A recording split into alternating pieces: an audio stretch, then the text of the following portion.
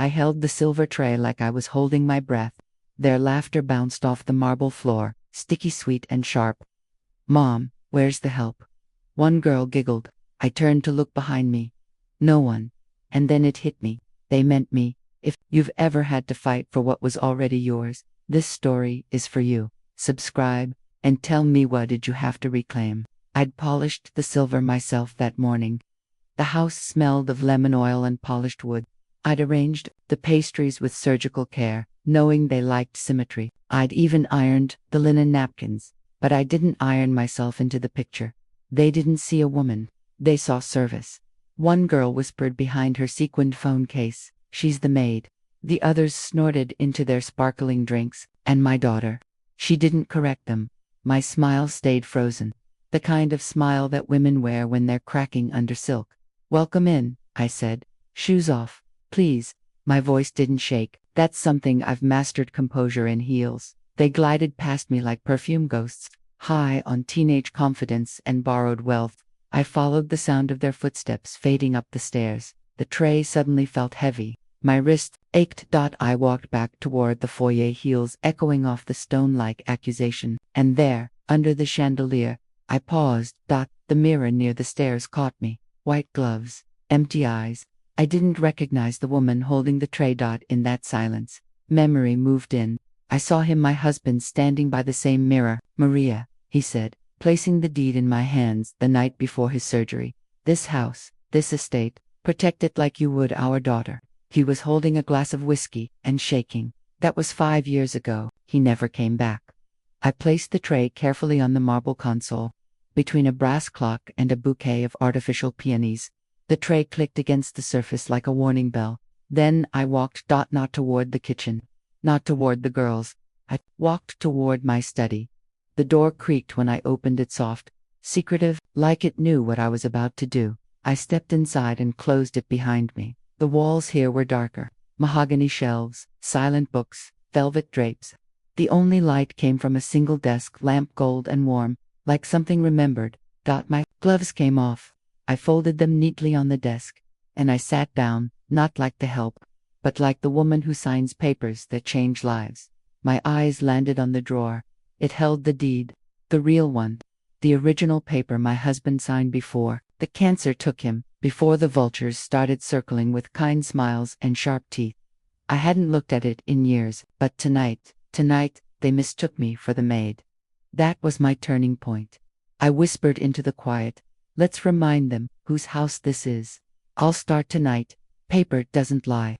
It just waits like a snake in the drawer, coiled in clauses." I pulled open the drawer with both hands, slow, steady, deliberate, and there it was, the deed.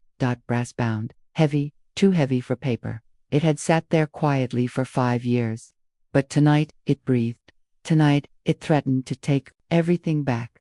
I wiped the cover with my sleeve. Dust bloomed in the lamplight, like smoke off a slow fire. His signature was still there, bold, slanted, alive. And beneath it, like a splinter, was a clause I hadn't noticed before. A trust clause, auto-reversion. If the deed wasn't amended within 48 hours of its last review, ownership would revert to the original trustee side of the family. His blood, not mine. My breath snagged. I had 48 hours, maybe less. The numbers swam in front of me like a tide chart before a storm. I blinked hard. Still there. I could feel the paper tightening around me like legal lace. My phone buzzed. One line, from my daughter's aunt. "Luncheon tomorrow at 2. Family only." I stared at it, then typed, "I'll be there on my terms," and hit send. I turned back to the desk, clicked open my browser. My fingers hesitated above the keys, as if asking for permission. Then, how to amend deed after hours, county registrar. Enter, scroll, read, click, scroll again. Deadlines, forms, loopholes. A buried line made my stomach drop. Unamended trusts may revert at 2 a.m. if no legal update is filed. 2 a.m. Not 48 hours from now. Tonight. My fingers went cold. I reached out, pulled the deed onto my lap. It thudded like a verdict. The brass corners dug into my skin. They felt like handcuffs. Flash. Memory hit like a match strike. Him and me, 10 years ago, laughing, signing the mortgage papers. Coffee between us. Bank pens chained to the table. We were building something. And now I was trying to save it. I looked around the study. Everything was still. Even the air held its breath. Okay, I whispered. Let's play their game. I highlighted the key lines in the trust. I copied the codes. I saved the deadline. 2 a.m. A reminder pinged on my phone. Amendment due. 3 hours 42 meters remaining. 3 hours, not to grieve, not to ask permission to move. I sat there in silence, the brass deed warming in my hands. They thought I wouldn't notice. They thought I'd fade into wallpaper, but I have his fire. And tonight, I'd burn the clock if I had to. The cursor blinked at me from the screen. I opened a new tab. Typed, Midnight Deed, Attorney Emergency Filings near me. Enter. The first knock was soft. The second was confident. I opened the door to find Julian Park standing there, rain glossing his coat, briefcase in one hand, phone in the other. No umbrella. Just the kind of man who showed up with answers, not excuses. I didn't greet him, just stepped aside. He entered like a man familiar with cold floors and quiet wars. The kitchen smelled like bergamot and old ambition. Pastries sat, untouched on a silver tray, leftovers from a party no one really came for. I pointed to the island. He sat, opened his case, didn't speak.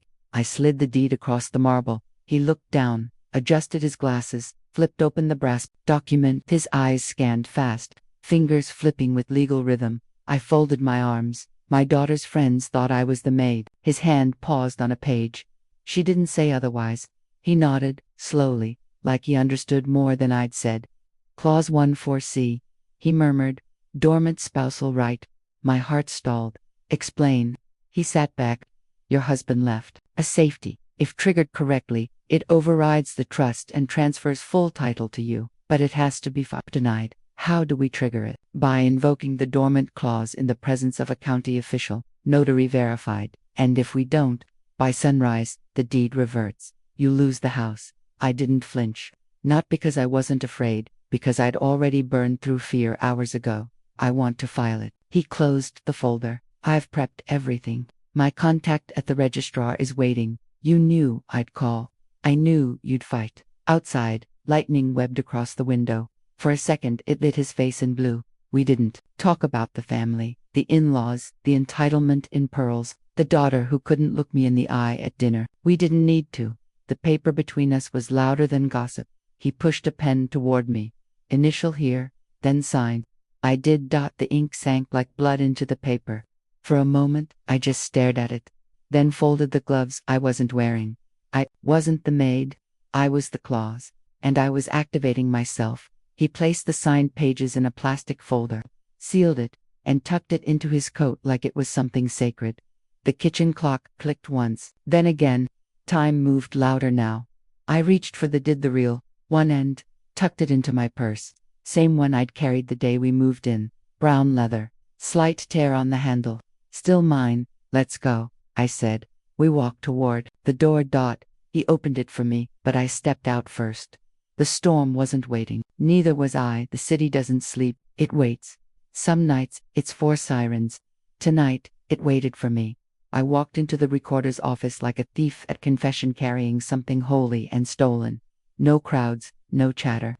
Just the low hum of machines that forgot how to rest. The storm outside leaned against the glass like a drunk secret. Inside, the lights flickered as if unsure whether to bear witness. The security guard looked up once.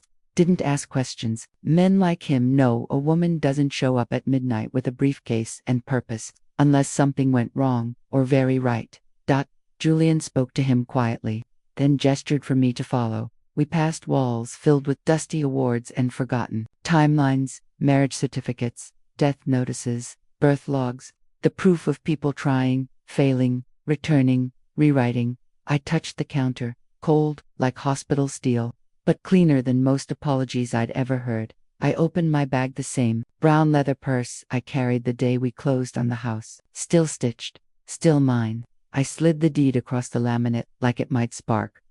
Julian laid the amendment beside it. Neat, sharp, ironic, really how bloodlines came down to font size and notarized checkboxes. He tapped a line with his pen. This is it. I paused. The pen felt heavier than truth. I remembered the day we bought the house. My daughter, small enough to still be held, walking into the foyer with eyes wide like open skies. She whispered, "We have stairs now," as if owning elevation was royalty. I had signed a mortgage with hope. Now I signed with fire. The letters didn't flow, they carved, each one a claw mark against the story they tried to write over mine. By the time I finished, my breath was shallow. Not from fear, from release. Julian turned the notary seal toward me. I nodded. The crunch of the seal echoed too loud in the quiet. It sounded like justice. Page by page, I stamped them. The metal imprint dented the paper like a tattoo, permanent, unapologetic. Then came the final page. I folded it shut. The deed was mine. The room didn't cheer. The lights didn't blink in celebration.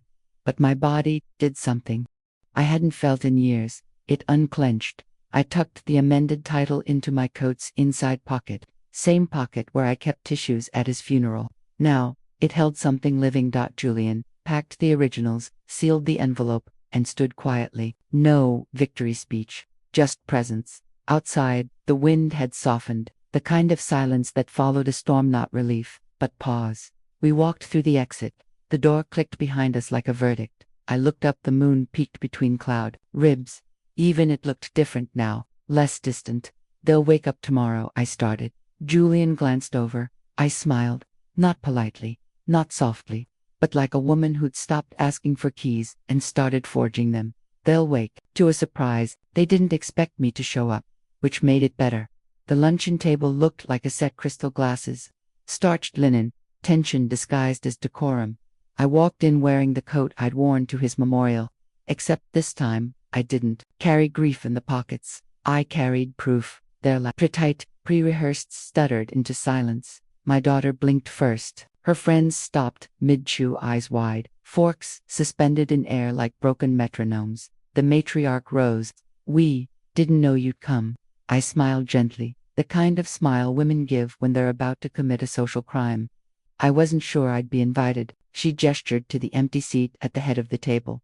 I didn't sit. Instead, I placed the leather folder down clean, deliberate, on the table between the floral centerpiece and the shrimp cocktails. It landed with a whisper, louder than any insult. A label peeked out from under the flap, "Immediate Family Review." I didn't need to say a word. One of the girls leaned forward, then gasped. Others followed. The ripple of shock moved faster than champagne.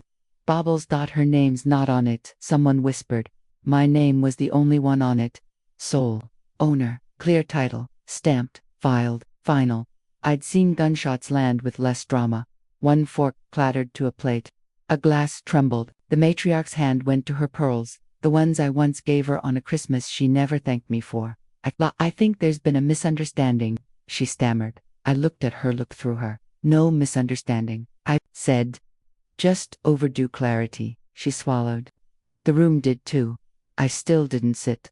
They shifted in their chairs like guilty children. No one asked how, no one asked why. They already knew. Afterward, in the drawing room, the porcelain cups clinked like nervous teeth. I moved through them like fog. The sisters-in-law huddled on the velvet settee, their voices sharp whispers dipped in sugar, overbearing, ungrateful. "She thinks she owns the place now." I walked past, paused. I heard every word. They froze. I didn't look back, didn't need to.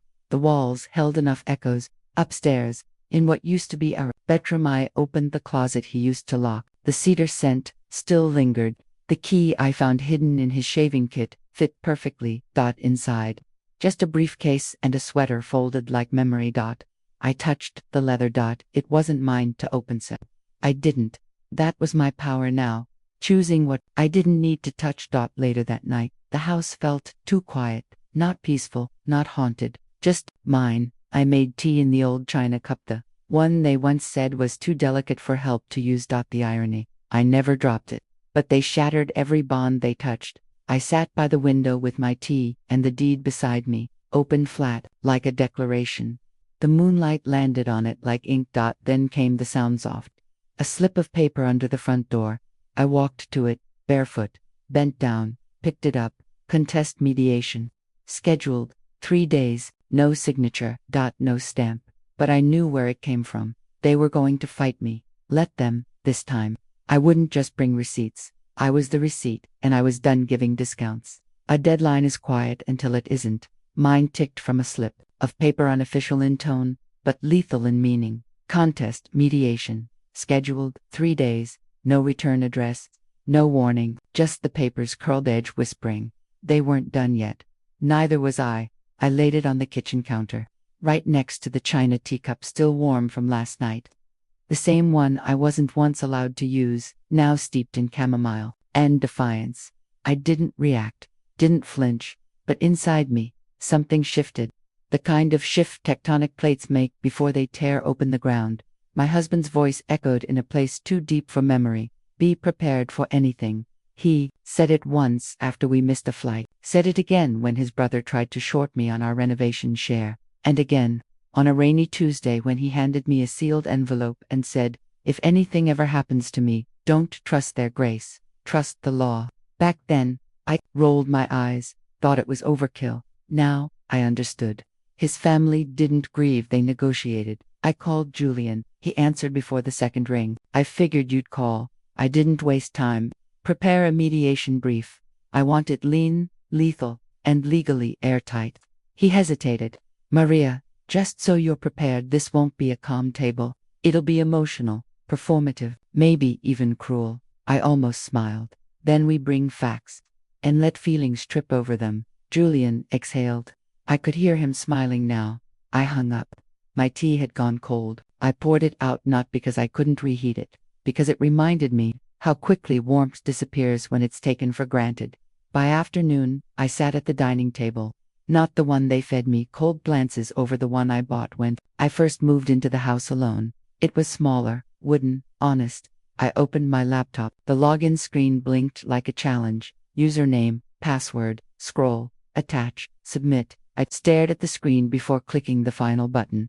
There's a strange intimacy to digital courage. You don't hear a gavel, don't see an audience, just the timestamp confirming you've thrown your sword. I clicked, submit mediation response, 4:01 p.m. Thursday. Stamped, irrefutable. I leaned back, silence, no applause, no sigh, no screen blinking. You did it. Just my breath, steady for once, my shoulders, unburdened by what-ifs. That was the moment I knew they could throw their best tantrums, their sharpest side-eyes, their deepest manipulations. But this was chess, and I wasn't playing checkers anymore. The briefcase still sat in the upstairs closet, untouched, but now it pulsed with new meaning. It used to belong to him. Now it belonged to the woman who chose not to open it, because my power wasn't in uncovering secrets. It was in knowing I no longer needed them. I stood by the door that evening, purse over my shoulder, the same brown leather one, a little more worn, a little more mine. Julian waited in the car outside. He didn't honk, didn't text. He knew the storm I was walking into. He just needed to know I'd be the one walking out.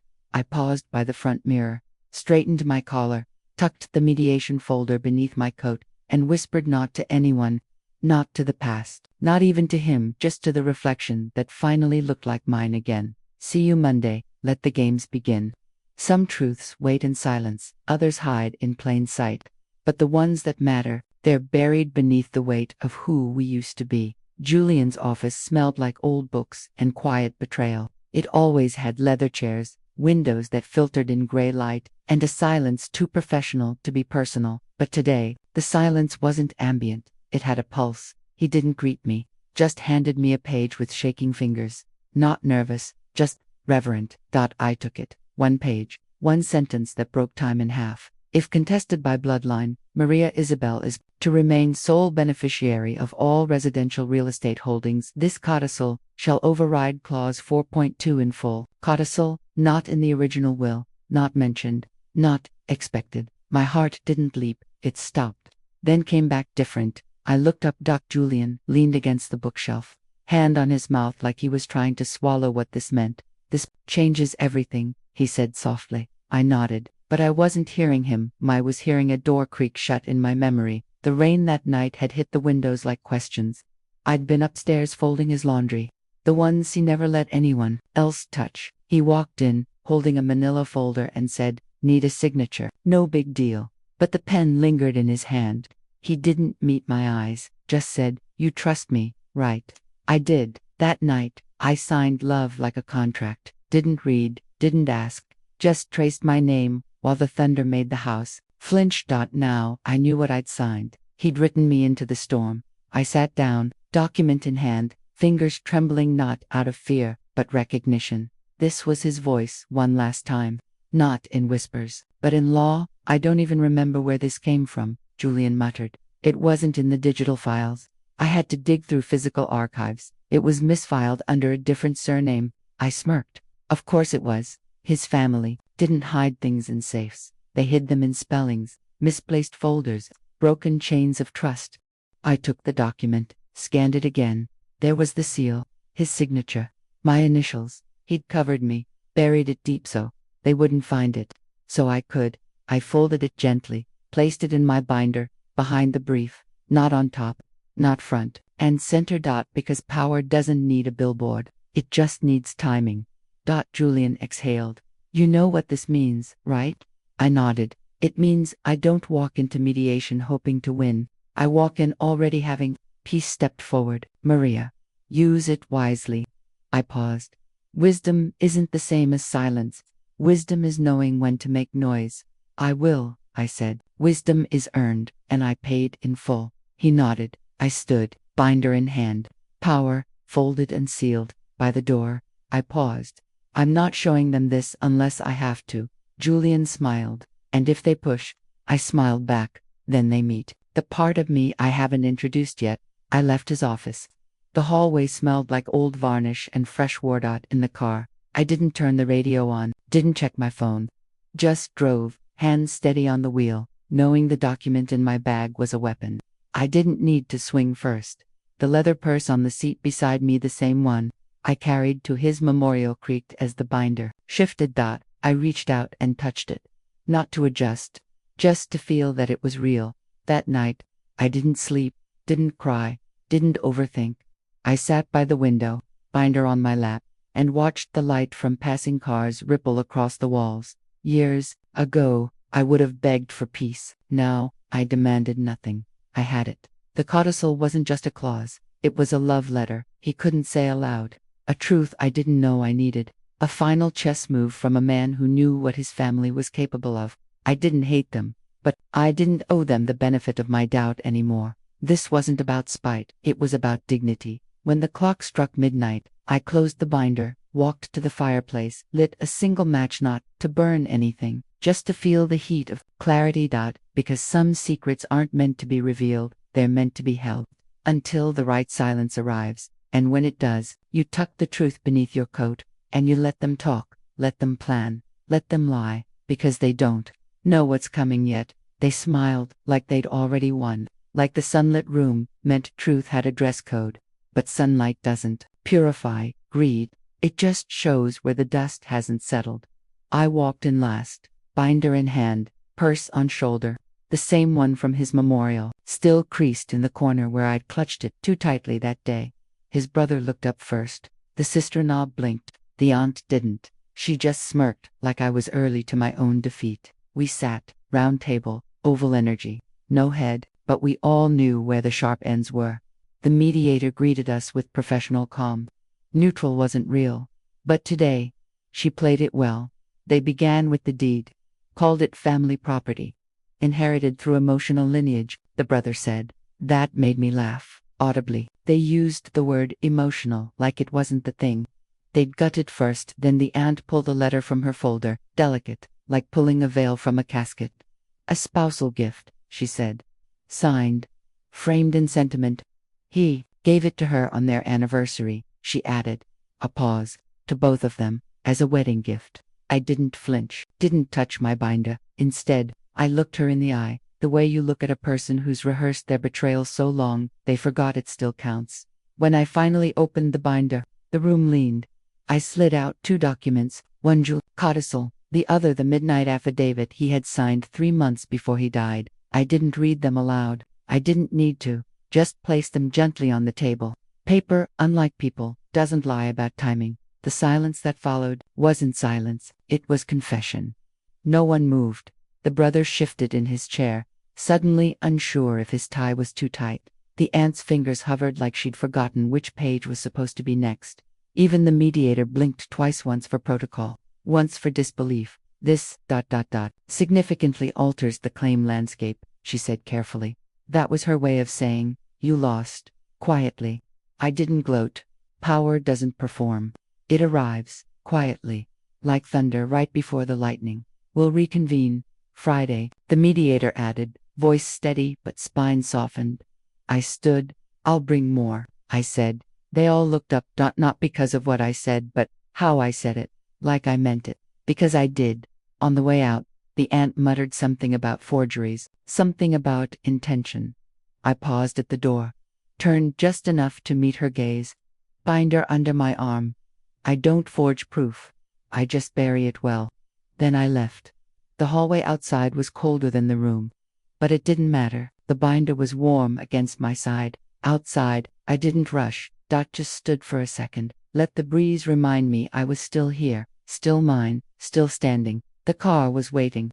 The purse fell over in the passenger seat again, like it always does. This time, I let it. I didn't touch the radio, didn't rehearse my next move. Just drove, hands steady, the binder on the seat, beside me, no longer just paper. Now, it was a compass.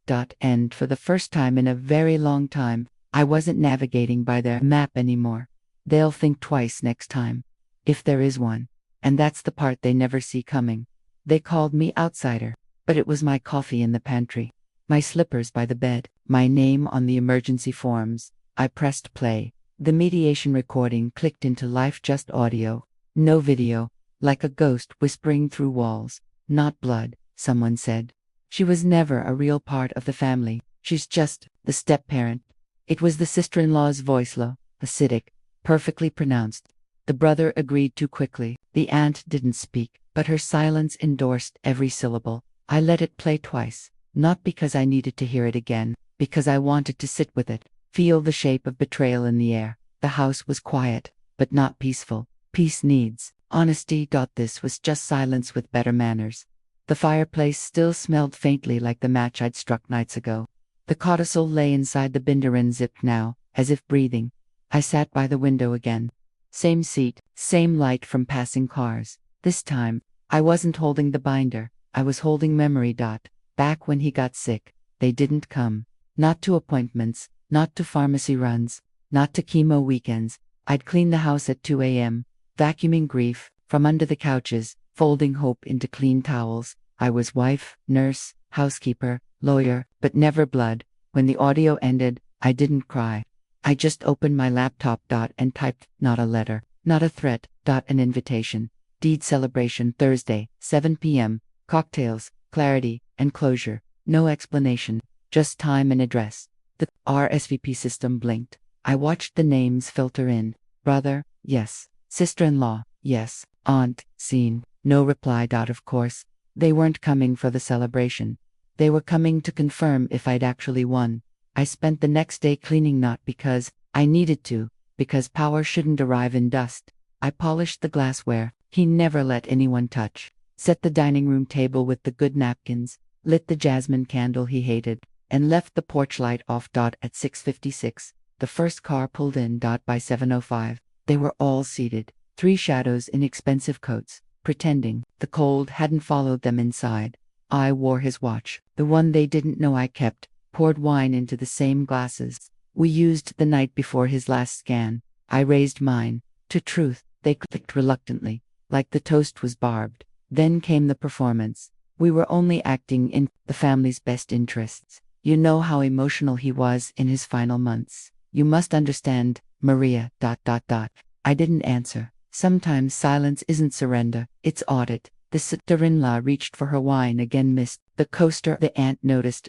She always noticed things when they weren't hers. You invited us to celebrate, the aunt said, but I don't feel very celebrated. I smiled. Then you're finally catching up. The brother shifted. So what now? You throw parties, and we're supposed to play grateful. No, I said. You're supposed to remember who kept the roof from leaking while you wrote eulogies. I didn't raise my voice. Truth doesn't need volume. It just needs receipt. They didn't stay long after that. Just long enough to finish the wine and lose the argument they didn't realize had started before they arrived. After they left, I cleaned up slowly, wiped fingerprints from the wine glasses, rinsed the judgment from the dishes. The purse sat on the counter, unopened, same one from his memorial. Same crease in the corner. Only this time, it wasn't holding grief. It was holding plans. The RSVP list pinged again, final entry, 10:41 p.m.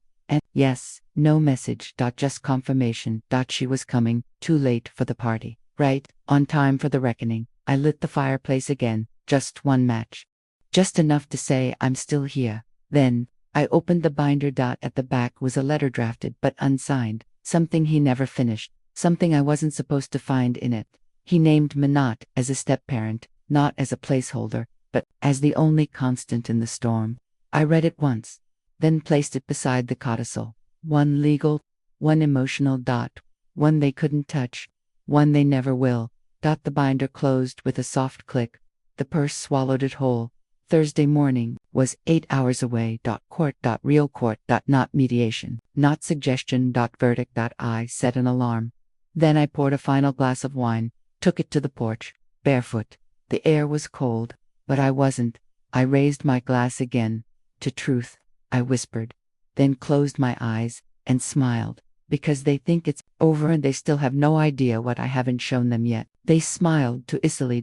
As if printed invitations meant forgiveness, as if legal documents could be erased by RSVP. The jasmine candle was still burning, not strong, just enough to remind the air it wasn't theirs.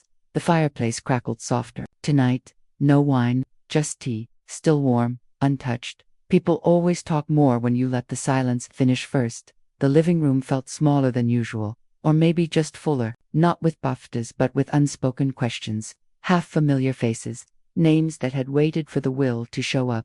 I handed out the packets one by one, stapled, highlighted, clean codicil copies, signed and witnessed. They took them with the same hands they once offered carceral. I thought this was a celebration, the sister-in-law said. It is, I said, of closure. The cousin raised her glass orange juice, nervous. To Julian, she said. I nodded. And to what he left behind. There were murmurs. Not quite toasts, but close enough. In the corner, a friend from work flipped the page twice before smiling. You included the amendment. Had to, I said. He meant it. I didn't sit, just hovered by the mantel, one hand on the envelope I hadn't passed out. Not yet. In the back of the room, someone whispered. She really pulled it off. The aunt's jaw stiffened. She did. The cousin whispered back. Brilliant. I wasn't supposed to hear it, but I did, and I tucked it away. Not out of vanity, out of necessity. The sister-in-law tried for warmth. You've always been ... organized. Organized. Like grief came with dividers and tabs. I let it sit, let the room tiptoe around the obvious, that I'd won. Not the way they understood winning. Not with applause, but with permanence. I'd passed out the final envelope. Inside was a letter Julian never signed, the one they didn't know existed, the one that wasn't legal, but was true. I placed it on the table, said nothing. Someone coughed, someone else shifted. I watched the aunt finally reach for her wine, still too full, still too red. He told me to protect the house, I said. No one responded, because what do you say to a woman who did? I walked to the window, same chair, same corner. The purse was beside me again, this time zipped it. It wasn't holding anything new, just holding differently. Behind me, they returned to their glasses. Their glances, their guesses. I heard someone say, do you think she'll keep it? Another voice, lower. She already has. The fire dimmed a little. The shadows didn't. I closed my eyes. Let the hum of second-guessing pass through me. Let the memory come back, the real one. The night he said it, before the hospital, before the diagnosis had edges. If they ever try anything, he'd said, just remind them who was here when it mattered. I had. Now they knew. The room started to thin by 11. Hugs were short, words shorter. The sister-in-law paused at the door. You'll tell us if anything changes. I didn't answer, because nothing would. The cousin was last. She squeezed my hand, quietly impressed. You really did it. I nodded once. I did. The door clicked shut behind her. And the house stretched, like it had been waiting to breathe. I gathered the empty glasses, washed them in silence, polished the good ones, placed them back on the high shelf. The binder sat unopened by the lamp, but it was there and so was the power inside it. Midnight chimed once, then twice. By the third strike, I was staring at the dot clock on the mantel. The one Julian insisted was always 5 minutes fast. 6 hours. Court in 6 hours. I turned off the lights, slid the binder into the purse, not gently, purposefully, then whispered the only promise. I hadn't broken yet. I'm ready. And I was. The sun hadn't risen yet, but something inside me had. I sat at the kitchen table with black coffee and a binder that suddenly felt too light. The purse was zipped, but not still. It pulsed with unfinished truth. Julian once told me, courtrooms don't ask how you feel, just what you can prove. So I started flipping. Deed, chronology, mediation notes, dated and annotated, witness declarations, email threads, tabs lined up like soldiers. But something wasn't right. Ran my hand down the edge, felt paper, felt structure, felt absence. The codicil copy, the one from the original packet, wasn't there. I blinked, checked again, top to bottom, side to side, gone, and silence arrived. Not gentle, not poetic. It dropped like wet cement across the table. I stood up too fast. The chair screeched too loud for 5:03 a.m. Binder open. Papers loose, logic unraveling. Where is it? I whispered. No one answered, because no one was supposed to. I grabbed the safe key from the top drawer, dashed to the closet. The carpet felt rough, foreign, like it knew I was losing footing. The safe clicked once, then twice. Inside, passports, deeds, photos, birth certificates, a locket, old glasses, his but no codicil. I rifled through the folders, knocking memories sideways, scrapes on my fingers, dust in my mouth, still nothing. My pulse began to climb. Not panic, exactly, more like betrayal with a stopwatch. How do you lose the one thing they're waiting to take? I sat on the floor, back against the wall, still holding the binder like it owed me answers. It didn't. Not this time. My phone buzzed. I didn't want to look, but I did. Message, challenge filed. Questioning codicil authenticity. The floor moved, not really, but enough. I stood up, dizzy with clarity. They weren't just hoping to win. They'd started trying, and I was unprepared. A bitter laugh escaped. Too sharp for the morning. Of course they waited until because delay isn't strategy, it's sabotage. I turned back to the living room, stared at the mantel. Clock. 5:18 a.m. Not fast today. Just cruel. I poured more coffee, didn't sip, just stared at the steam curling upward, like it was trying to escape. 2. The purse sat where I left it, zipped, upright, quiet, but not innocent. I opened it. The binder slid in, lighter than before. Or maybe I was heavier. I pressed it shut, felt the click echo in my ribs. He had said, they'll try something, they always do. He hadn't said what to do when they succeeded. Back at the kitchen table, I wrote a list. Not a plan, a map.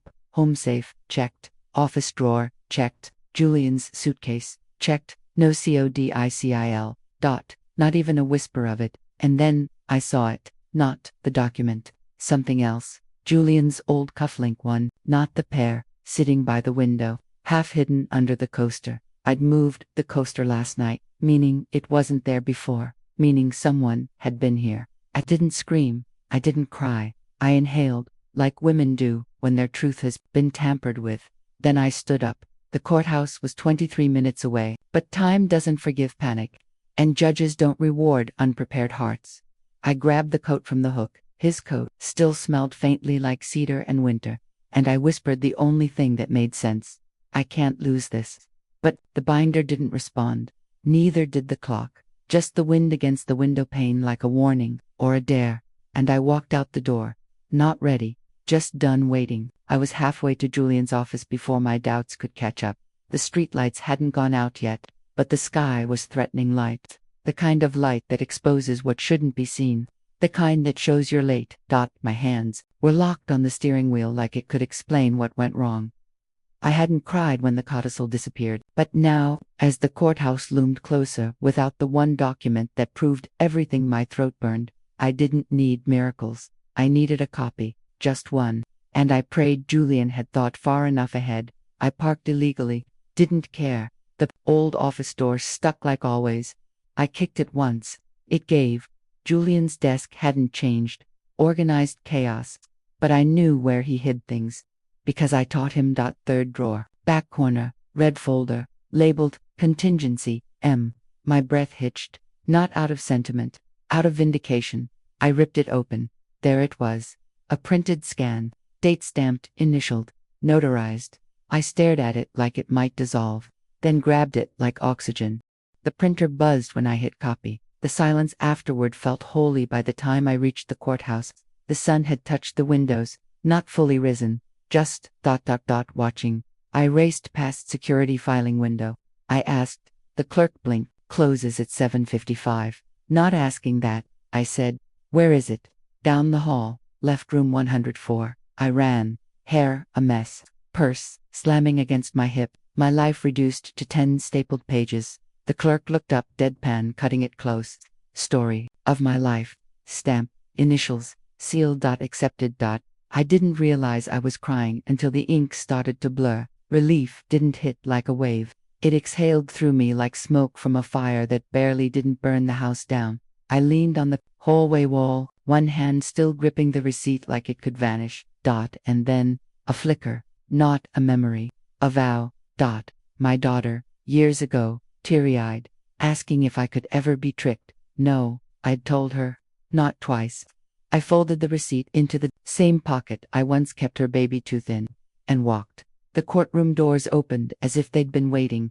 Inside, polished floors, polished lies. The bailiff glanced at my watch. Right on time. I nodded. Of course. Because late wasn't an option today. The judge's bench stood taller than memory, and I stood straighter than fear. My heels clicked louder than I expected. Each step another answer. I reached the table. Binder out. Codicil clipped. Coat folded behind my chair. No trembling. The purse sat next to me again. Zipped. But this time, obedient. The opposing counsel whispered something. Didn't matter. Because the clerk stood. All rise. I did. Not just from my chair, but from every version of myself that had ever apologized for being prepared. And I was. This time, I was. The gavel hadn't fallen yet. But the verdict was already vibrating in my chest. They sat across from me. Suits too tight. Words too loose. My late husband's brother with that practiced frown. The kind that pretends to grieve while planning to take. He looked at the judge like entitlement was a virtue that it wasn't. I stood. One step forward. Binder. Opened. Pages aligned. Deed. Codicil amendment. My voice didn't crack. Not because I wasn't scared, but because fear had nothing left to steal. These are the originals, I said. Verified. Time-stamped. Filed before deadline. Witnessed. Sealed. Julian sat behind me, not as my attorney.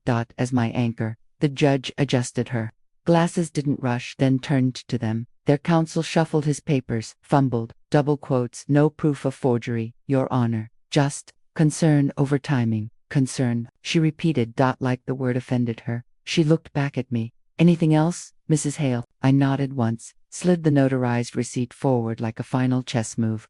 This isn't about timing, I said. It's about trust. He trusted me to carry his voice when he couldn't speak for himself, and I have. Silence, but not the cold kind. The kind that waits to bow. She cleared her throat. The court finds in favor of Maria Hale. All claims dismissed. Ownership remains solely hers, and due to the unfounded challenge, legal fees will be reimbursed in full. A gasp. Maybe his sister, maybe me, but I held still, because movement would have shattered everything I was holding inside. Until I turned. And saw her. My daughter. In the gallery, hands over her mouth, eyes wide with belief. I had seen those eyes once, before, when she was 7 and I promised her monsters don't win. I smiled. Not like celebration. Like return. The judge nodded once.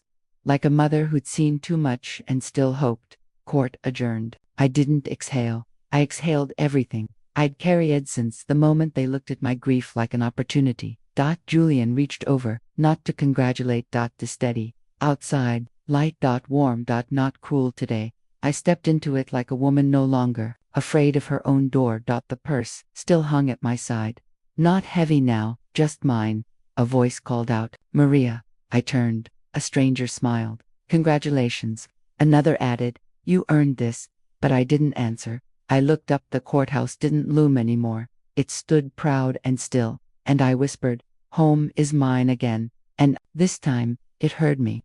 The house looked the same, but the silence around it had changed. For years, The threshold had felt like a border, not between inside and out, but between what was mine and what they thought they could take. I stood there now, in heels worn thin by courtrooms and memories, holding a key that used to rattle like doubt. Not today. I slipped it into the lock. It turned without resistance. Behind me, they stood the ones who once plotted in whispers. His brother, his wife. Their eyes didn't dart anymore. They lowered them. Even they knew. I stepped forward, and for a moment, I didn't move. I just let the air meet me like it had been waiting. The scent of polished wood, fresh lilies, something cinnamon. I hadn't smelled that since before his illness. But the foyer gleamed like someone had told the sun this was a safe place again. Then I heard it laughter, real, irreverent, ridiculous laughter from somewhere inside. Her laughter, I followed it like a child to a bell tower. And there she was, my daughter, shoes off, hair wild, on the floor, with two of her friends, popcorn spilled, a pillow fort, halfway built. They looked up, not startled, relieved. "You're home," she said. Just that. Not, "Mom." Not, "Did we win?" Just truth. I nodded, because anything I said would have cracked. One of the girls, the one who once asked if I was the maid, waved like I'd always belonged. She didn't know what that wave cost, and still, it felt good. They went back to their laughter. I slipped off my shoes, walked barefoot through the sun. The purse I'd held like a shield dropped to the table. Finally, not a weapon, not a secret. In the hall, I paused. There it was, the wedding chair, upholstered in the color we'd argued over for weeks. He always wanted mustard. I wanted slate. It was slate. I sat, and for a moment, nothing. Not grief, just stillness. The kind that doesn't demand anything from you, not even breath. A flash, him carrying me through this doorway, his laugh against my hair, saying, "You own the room just by standing in it." I didn't believe him then. I do now. The key, the same one that once stuck in the lock, sat on the windowsill beside me, catching light. It didn't just open a door, it reopened everything. I stood, slower this time, walked to the door, opened it again. The in-laws were gone. Only the breeze remained. I turned back into the house and said, softly, "Welcome home, everyone." Even if they didn't hear it, the walls did, the chair did, the floor beneath my feet did. They'll remember, now, because I do. The chandelier was dusty, not broken, not burned, just dusty. Like even the ceiling had been holding its breath while we fought to keep what was already ours. Now, it shimmered. 1 month later, and the house wasn't silent anymore. It was full. Chews at the door, laughter in the hall, voices that hadn't stepped inside in years, now asking if they should take their coats off or just stay a while. I told them, stay, because finally, I meant it. They walked through the rooms with curious eyes and easy smiles. Neighbors, cousins, someone from church whose name I never remembered but whose hugs always landed right. In the corner, my daughter stood next to the grand piano, her makeshift tour station. This is where Mom and Dad had their first fight after the honeymoon. She wanted to repaint the wall. He said it was historical. Laughter. "And this," she said, stepping into the dining room, "is where we ate breakfast the day Dad forgot my birthday and bought me a kayak 2 hours later." More laughter, but it didn't sting. Not now. Because that's the thing about memory. When held with kindness, even the cracks look golden. I wandered into the living room. While they drifted upstairs, the sun slanted through the bay windows like a benediction. I walked barefoot, still across the same hardwood that once echoed with my pacing at 2 a.m. The mantel held space for only one new thing, his locket. Gold, smooth, slightly dented on one edge from the time it slipped between floorboards. I placed it dead center, felt my fingers tremble just once. Inside it, his photo, and a sliver of our first waltz lyrics, back when love wasn't about surviving courtrooms, but missing stairwells on purpose, because he always caught me. I didn't cry, but I sat, and the silence came again, not as absence, as peace. It lasted until a glass tapped gently. My daughter's, hand raised in a toast. She caught my eye, and I rose. "To love," I said, "to strength, and to coming home." They lifted their glasses. And for the first time, the house didn't echo back. It exhaled. Later, when everyone had drifted out, I turned off each light slowly, room by room. When I reached the living room, the locket caught the last of the sun, and for a moment, I thought I saw him. Not fully, just his silhouette beside mine. A shape that didn't linger, but nodded. The chair creaked behind me, not like weight, like memory shifting to make space. I whispered, home, at last. And this time, I didn't need the house to agree. I already knew.